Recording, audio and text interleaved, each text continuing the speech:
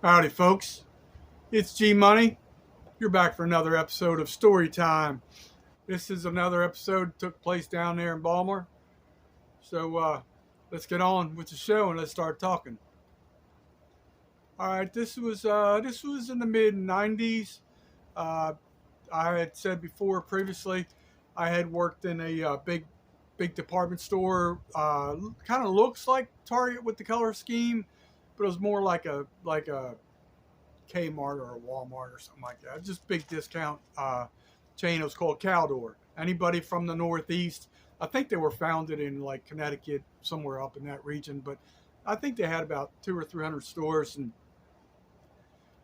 it was fun working there. But except for the crime rate was just ridiculous. And when I first started there, I couldn't catch a shoplifter, if he was stealing right in front of me. But I was determined to learn, and then I ended up at that location being the best, and I was one of the best in the county too. Some people had been doing it for many years and stuff like that, but I just enjoyed it. They always wanted me to be in management. I was like, the heck with that. I'm not doing audits all day. I just want to catch the bad guys. So this story takes place. I was working the evening shift. The store would close at 9. I could pretty much leave at 9, and they would have management there. I can't remember if they stayed, if everybody left around 9 or 9:30 or whatever it was, or I think everybody left at 9, and then they had like a overnight team coming at midnight, some weird time. But anyway, that's been so long ago, it doesn't really matter to this story. But um, I kid you not, I would sit back. I don't have a console to do it, but I'll try and display it imaginarily. I would sit back in the security office with probably 20 or 22 monitors that could see like 90% of the store. So a lot of the people in the old days, they would go like try and follow people. Man, that was too hard. It was stupid. I was like, you idiots are out there, you know, showing your face first of all. When we have a camera system that they spent like $250,000 on, that we can see 90% of the store. So it's like just shooting ducks. So I would just sit in there in the air conditioning, eat a burger or whatever I'm. It's like these people are out there just doing it the hard way, the old-fashioned way, which was just the results showed too. So I'm working by myself. This was a very cheap employer. They hardly paid you anything, and then it was like going to war every day. I'll never forget. It was I don't remember. It was a weekend night. It might have been a Friday night. I'm not sure, but I will tell you, I'm kicked back, and I'm just like, I literally was like a block and a half from my buddy's tavern. They had a the liquor store and the bar there, and I used to work there part time, filling in and stuff like that. And I didn't know how to mix a drink to save my life, but I could pop open a beer bottle and hand it to somebody or pour a draft. So I was good at times. But so I just wanted to go down the hill and just drink a cold one. And I'll never forget. I'm sitting there, my feet kicked up. This big old biker dude comes in. I'm not exaggerating. He was probably at least 250 pounds. Big. He's got the black leather vest on, the biker beard, the whole 9 yards. And I'm just saying to myself, man, I hope this dude don't steal. I hope this. But he kind of like, I don't want to say I profiled, but it's okay to follow somebody on camera. That's legal. That's like illegal profiling. And you just watch everybody, as many people as you can, to see if they're going to do something shady.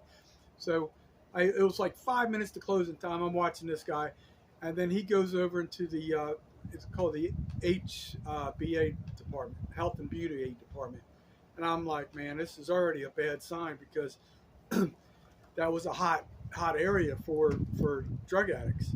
So I'm like, man, I hope this guy. Usually, most of the people would go in there. They'd steal like big bottles of like whatever you call that, like Advil, Tylenol, or any type of pain relief. And I found out later why they do that. When the heroin addicts are they're in between fixes and they're like hurting real bad. they just pop like a whole bunch of these pills just to try and take the edge off them a little bit. So that's what I thought this guy was doing. And I see him go into the aisle, and I kid you not, by now it's probably like 8.50 cents. I see him looking around. He's standing in front of all the where the razor blades would be, but these were just like the individual razor blades, like people would use to cut up cocaine. If anybody's ever watched TV, they know what I'm talking about. So I'm like, man, I hope this. Oh my God, I can see his. When you see the whites of their eyes, I got my glasses on, but if you see the whites of their eyes, if they're looking around and they're not looking at the display, you know, most of us, we just look at, okay, yeah, that's a 50 count, that's what I want, whatever, and they'll get it. But they're not going to be looking around prior to see if anybody's watching. So as I sorry, I just heard a noise over here. I wasn't sure if it was my landlord or somebody else, but so I am I'm watching this guy, and sure as heck, man, he just grabs all these packs of just the blades of razors. I'm like, oh hell. Now, so I see him walk to the front of the door, and he leaves the front of the. Technically, we were not supposed to apprehend anybody outside, but I was like, the hell with that, right? So I kick open. I'm going to show you. I drew a little terrible diagram. Actually, I'm going to pause this for 1 second. Okay, so I'm not sure how well you can see that. It's kind of sunny out here, but so this is kind of like the front of the building here. Over here is, it says SO, that's security office. So the guy he was committing the theft on this side of the store. So he had to go to the front, and then there was like two a slanted double foyer here and over here, and then I think in the middle here there was like a merry-go-round for kids or something like that. So the guy, I kick open the security door, and the guy made it to the far side of the parking lot.